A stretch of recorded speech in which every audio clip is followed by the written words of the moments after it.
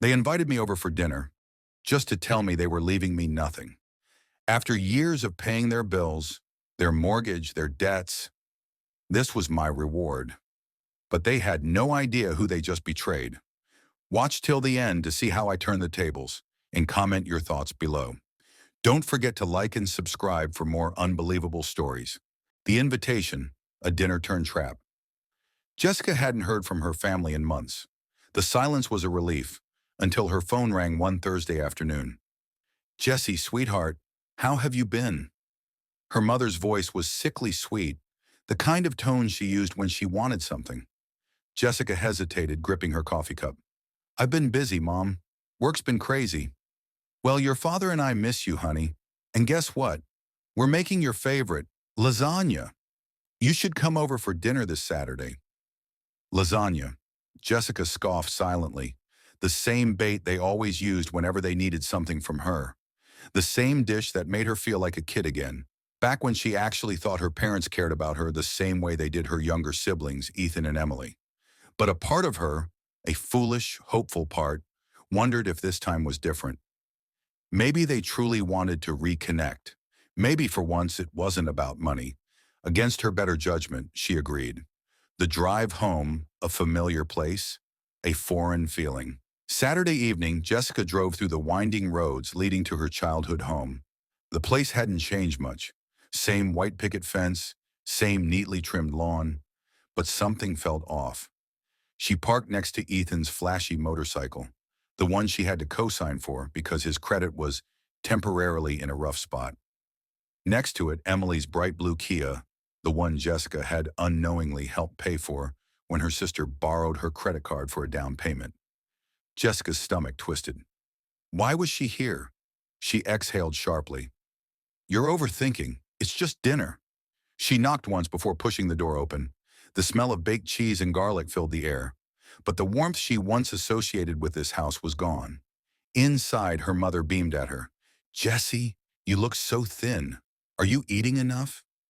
Ah, the classic backhanded greeting. "I'm fine, Mom," she muttered, shrugging off her coat. Ethan and Emily were already at the dining table, wearing identical smirks. Jessica frowned. "What's with the looks?" Her father sat at the head of the table, uncharacteristically quiet, his eyes fixated on his silverware. Something wasn't right. The announcement, a betrayal served cold. Halfway through dinner, Ethan leaned forward, wiping his mouth with a napkin before delivering the blow. "Just so we're clear, Jess," he said, voice dripping with arrogance. "Mom and Dad finalized their will. Everything goes to us." Jessica froze, fork halfway to her mouth. "Excuse me," Emily giggled, twirling a strand of her glossy hair. "Yeah, Mom and Dad wanted to make sure there wouldn't be any misunderstandings later." Jessica turned to her mother, who simply gave a small, tight-lipped smile. Her father? He wouldn't even look at her. "It's true," her mother said casually, as if they were discussing the weather. "The house, the lake cottage, everything is going to Ethan and Emily." Jessica felt like the floor had been ripped from under her. Her heart pounded as she gripped the edge of the table. "This is a joke, right?" she asked, forcing a laugh. Her father finally spoke, his voice barely above a whisper. "Jessie, you've built a successful career. You don't need our help. Ethan and Emily, they need stability." "Stability?" Jessica blinked, heat surging through her chest. Stability? She had spent years making sure they were stable. She had quietly covered their mortgage when the bank threatened to foreclose on the house. She had paid Ethan's never-ending tuition fees as he bounced from one failed major to another. She had covered Emily's impulsive hobbies, including the $10,000 she dropped on a photography course before quitting after 2 weeks. And now she was being cut out. "So this is my reward?" she asked, her voice low but steady. "For the $30,000 I spent renovating the lake house? For the tuition bills? For the mortgage payments?" Her mother sighed dramatically, shaking her head. "This is exactly why we didn't want to tell you. You always make everything about money, Jessica. Why can't you ever focus on family?" Jessica's fingers clenched under the table. "Family is why I did all of this," she hissed. "Because every single time you needed help, I was there. Because you said family sticks together?" Ethan scoffed. "Nobody forced you. You just like playing the hero. Emily smirked. Maybe you thought if you threw enough money at us, Mom and Dad would finally love you as much as they love us. The words sliced through Jessica like a blade. She turned to her parents, waiting, hoping for them to correct Emily, to say something, anything. But they didn't. They just sat there, silent. Jessica's chest tightened. They knew. They had always known. And they didn't care. Something inside her snapped. "You're right, Ethan," she said, standing abruptly. "No one forced me. But from today onward, no one can guilt me into being this family's ATM either." She yanked her purse from the chair, ignoring the shocked looks on their faces. For a split second, she hesitated. Maybe if she just explained herself better. Maybe they'd understand. Maybe... No. She had nothing left to prove. As she walked out, the scent of marinara and garlic clung to her, a cruel reminder of what should have been a comforting family dinner. Instead, it was the night she realized she was truly alone. The night she learned her family had never really been hers at all. Outside, the cool Portland air hit her like a slap, clearing her head. But her heart ached. She climbed into her car, gripping the steering wheel so tightly her knuckles turned white. As she drove away, hot tears spilled down her face. She had spent years sacrificing for them. And for what? For them to throw her away the moment she was no longer useful? Back at her apartment, she poured herself a very generous glass of wine, the expensive one she'd been saving for a special occasion. Well, tonight was special. Tonight she was finally free. She pulled up her banking app, scrolling down to the familiar payments. $1,800. Parents' mortgage $600. Utilities. With a steady breath, she pressed cancel. A confirmation message flashed on the screen. Jessica exhaled. For the first time in years, she didn't feel like she was suffocating. For the first time in years, she wasn't their financial lifeline. For the first time in years, she was done. The fallout. A war begins. The morning after. The first shots fired, Jessica woke up feeling lighter than she had in years. For the first time, there was no lingering anxiety about pending payments, no last-minute transfers to cover her parents' overdue bills, no stress over another financial emergency caused by Ethan's recklessness or Emily's impulsive spending. She brewed a cup of coffee, savoring the rare peace. Then her phone rang. Mom. Her stomach twisted. She hesitated, then let it go to voicemail. A second later, another call came in. Dad, she sighed. Might as well get this over with. She picked up. What the hell have you done? Her mother's shrill voice exploded through the speaker. The bank just called. Our mortgage payment bounced. They're threatening foreclosure. Jessica, how could you do this to us? Jessica inhaled sharply, gripping her mug. I didn't do anything, Mom. I just stopped paying. You're responsible for your own bills. Don't you dare take that tone with me, young lady, her mother snapped. We are your parents. It is your duty to help your family. Jessica clenched her jaw. I have helped. For years. I paid your bills, your mortgage, your emergencies. And what did I get in return? Nothing. Not even an ounce of appreciation. You're so selfish. Jessica let out a bitter laugh. Right. Because selfish people spend hundreds of thousands of dollars supporting a family that doesn't give a damn about them. Her mother huffed. We're your parents, Jessica. You owe us respect. Jessica's grip tightened on the phone. Respect goes both ways, Mom.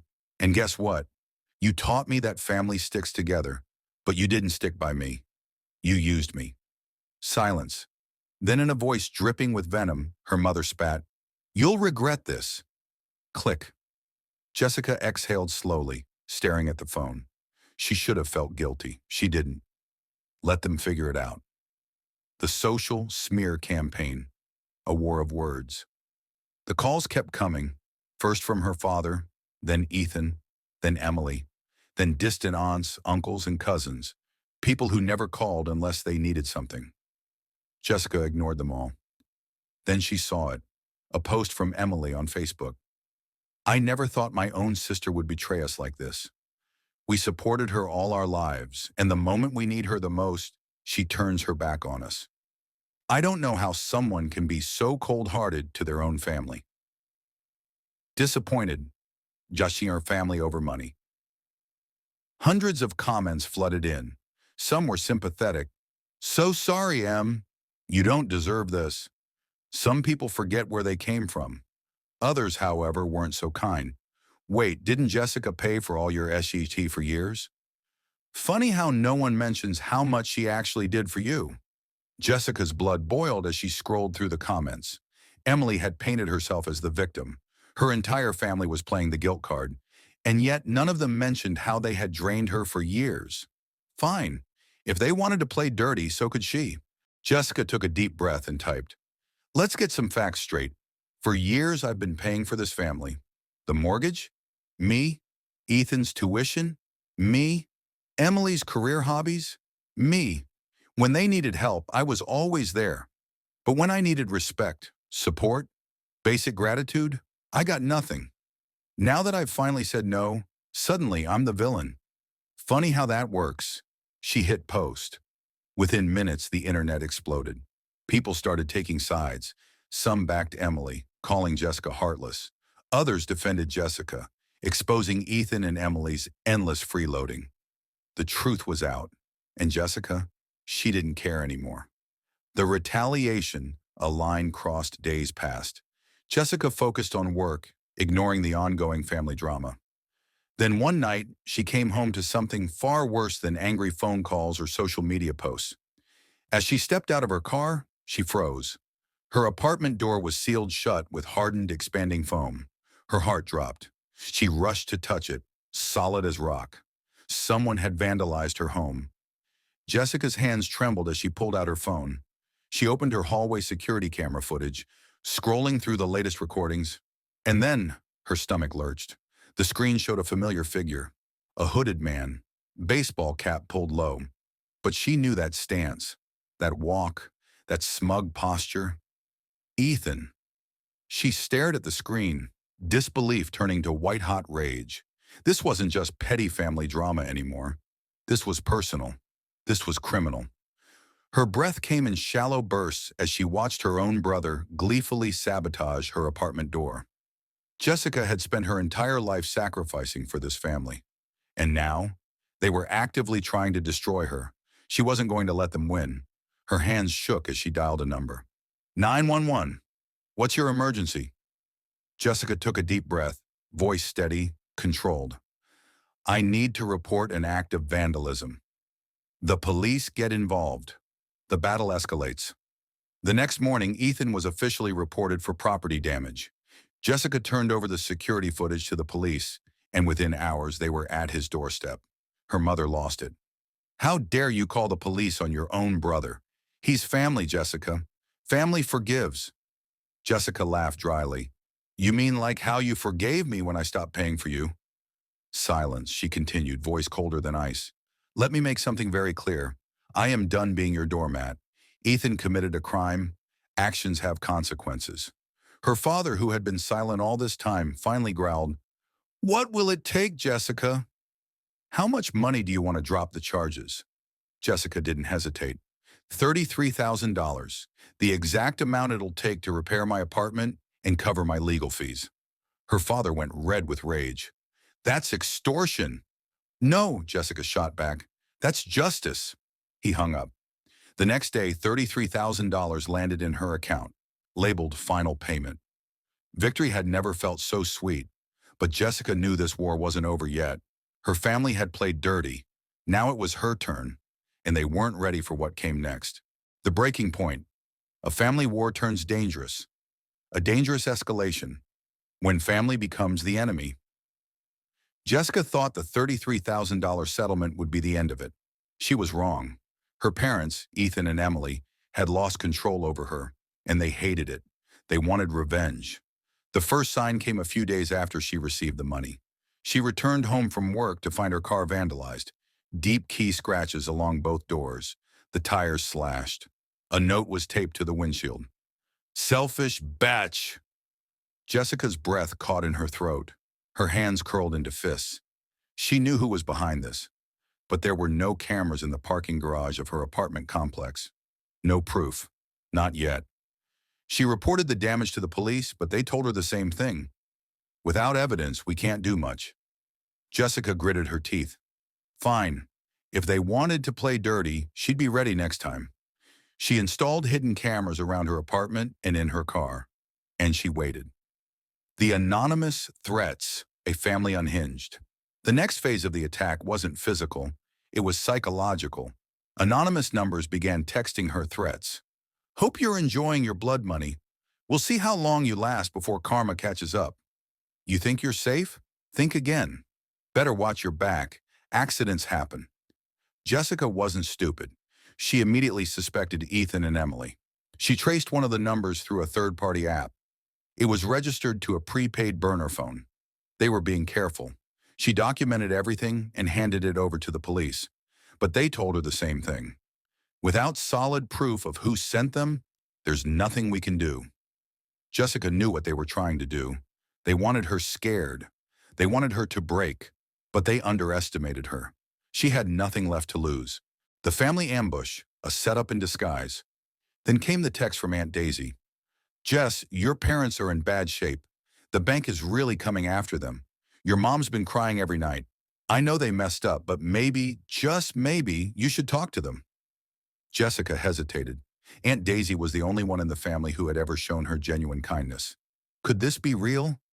She took a deep breath and responded, Fine, one last conversation, but I'm not changing my mind.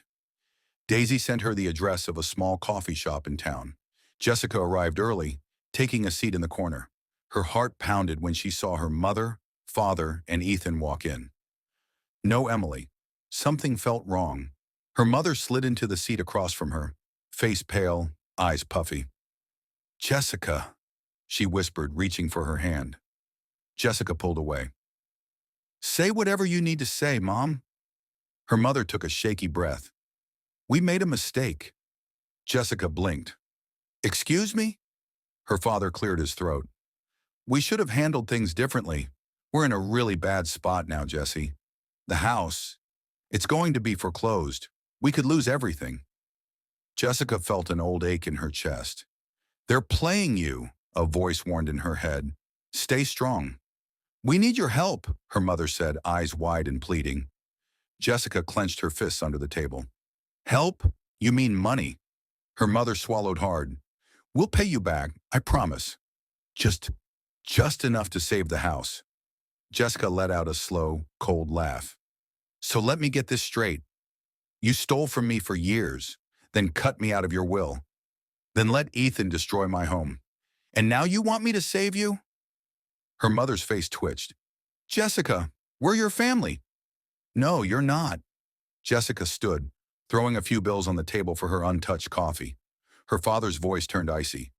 If you walk out now, you're dead to us. Jessica didn't even flinch. I was already dead to you the second I stopped paying your bills. And with that, she walked out. The moment she stepped outside, her phone buzzed. A text from Emily.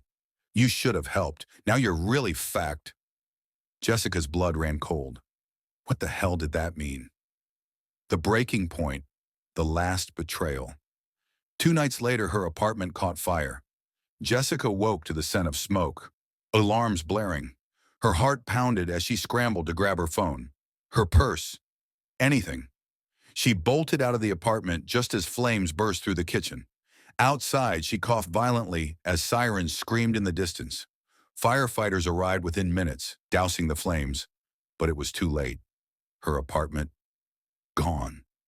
Jessica stood barefoot in the street, watching her life burn to the ground. And then, her phone buzzed. A new anonymous text. Not so tough now, are you? Jessica's body went numb. She knew. She knew.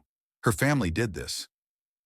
The ultimate decision, fight or flee, the police ruled it as arson. But with no cameras, no witnesses, and no direct evidence, the investigation hit a dead end. Jessica stood in front of what was once her home, fists clenched. This wasn't just revenge anymore. This was a warning, a message that they would stop at nothing to break her. Aunt Daisy called her that night, voice shaking. Jessica, I think you need to leave. Jessica stared at the city skyline, a war raging inside her. She could run, start over somewhere new, cut them off forever, or She could fight for justice, for revenge, for every single ounce of pain they had caused her. Her heart pounded. She had made one mistake. She had underestimated just how far her family would go to destroy her. But they had made a bigger mistake. They had underestimated her. Jessica exhaled and made her choice.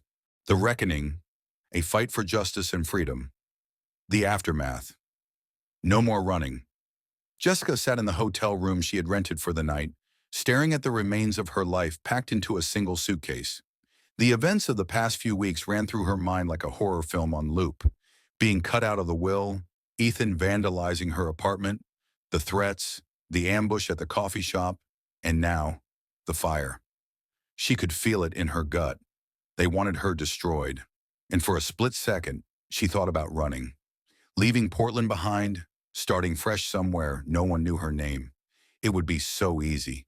But then she remembered the text message she received as she watched her apartment burn. Not so tough now, are you?